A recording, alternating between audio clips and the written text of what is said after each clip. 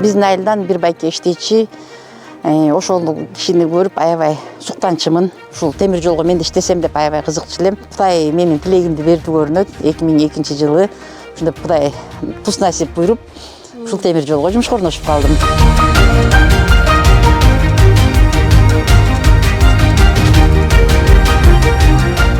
Жүргүнчүлөрдү тейлөө, эшикти ачып киргизип, отургузуп, сылык мамиле кылып, кайта келген аялдамасында эшикти ачып берип, жүргүнчүлөрдү түшүрүү. Саат 5:20 болуптур. Негизи поезд жүргөнгө чейин 5 мүнөт мурда эшикти жабышыбыз керек. Мен убактым бүттү. Мына экен 5:20 болду, эшикти жабам. Кире кой. Саламатсыңар. Киргиле. Эшикти жаап, анан бул жерде сыртта карап турушум керек. Мүмкүн жүргүнчүлөр кечигип келаткан болуп калат, чуркап калышат. Бекитип коюшум керек мынтип. Мына экен. Бүгүн жүргүнчүлөр аз. Демейдегиден аз. Көбүнчө темир жолчулар.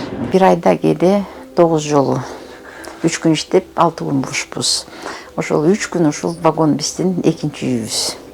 Ушул вагондо жатабыз, вагондо турабыз, вагондон тамактанабыз. Биринчи рейске ошо Новокузнецкиге чыктык. Түн ортосунда саат 12:30 беле ушундайда элдин кирип посадка болгону, ал убакта аябай 2002-жылы элдин баары тең ушу жалаң поезд менен товар ташып оокат кылып аткан убак эмес беле. Аябай таң калгам да, ушунчалык эл көп, сумкалары менен баары. Мен 14 жыл сырткы каттамда жүрдүм. Ушу биринчи Бишкек Новокузнецкиде жүрдүм. Анан Бишкек Москвага каттадым. Анан Бишкек Екатеринбургка каттадым. Анан 2015-жылы ден соолугума байланыштуу ушул ички каттамга которулдум. Бишкек 2. Всё, заходим.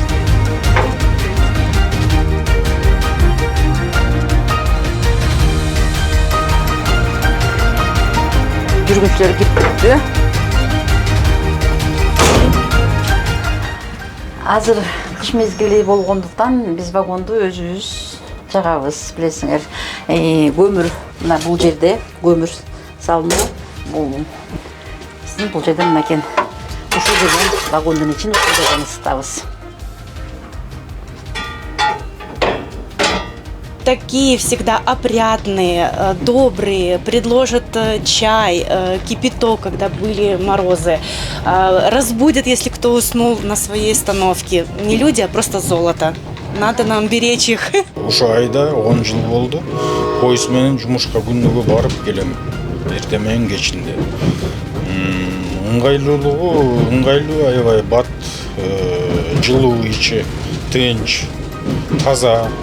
Карабалтада, Жайыл районунда, Эрүктү деген айылында балалыгымдагы, жаштыгымдагы, андан кийинки калган өмүрүмдагы ошол эле өзүмдүн туулуп өскөн айылымда өтүп атат. Ошол эле өзүм төрөлгөн айылдагы мектепти, 10 жылдык орто мектепти аяктап, аны аяктагандан кийин Улуттук университеттин филология факультетине тапшыргам.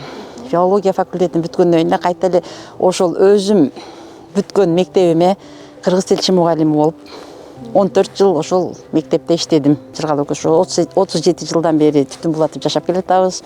2 уул, 2 кыздын ата-энесибиз. Балдар баары бойго жетип, ар ким өз менен болуп калган. Азыр биздики милдетибиз 2 неберелер менебиз. Аялдарсыз эч кандай эч нерсе бүтпөйт дагы, болбойт дагы. Кайсыл жерде болбосун, аялдардын орду биринчи орунда турат деп ойлойм. Анан аялдарга обязательно колдоо керек. Şu taraftan kolda gerek.